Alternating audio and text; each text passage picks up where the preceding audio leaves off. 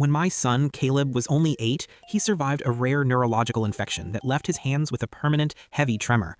The doctors told us he would likely never have the fine motor skills to even tie his own shoes, let alone play an instrument. His older sister, Sarah, was a prodigy on the cello, and she would spend hours playing in his room, trying to soothe him when the frustration of his shaky hands got too loud. One night, after a particularly rough day at school, Caleb looked at her bow and whispered, "I just wish I could help you make that music." After that, Caleb started spending every single afternoon locked in our dusty, unfinished basement. I honestly assumed he was just retreating from the world, hiding away from the neighborhood kids who didn't understand why he couldn't hold a soda can steady. I let him have his space, thinking he just needed to heal in his own way.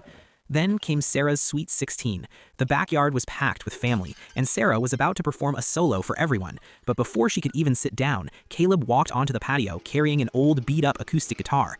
The entire party went dead silent. I felt my heart drop to my stomach, terrified that he was going to be embarrassed, or that his hands would fail him in front of everyone he knew. He sat down, took a long, deep breath, and then he started to play.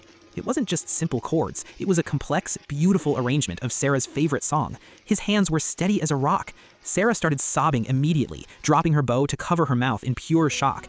That is when I realized those months in the basement weren't spent hiding. He had been training his muscles, pushing through the literal physical pain of the tremors, practicing for thousands of hours just so he could give his sister the one thing he thought he had lost forever. As the final note rang out, Caleb looked at her and smiled, his face beaming with a light I hadn't seen in nearly 4 years. He wasn't the shaky kid anymore. For the first time since the illness, he was whole.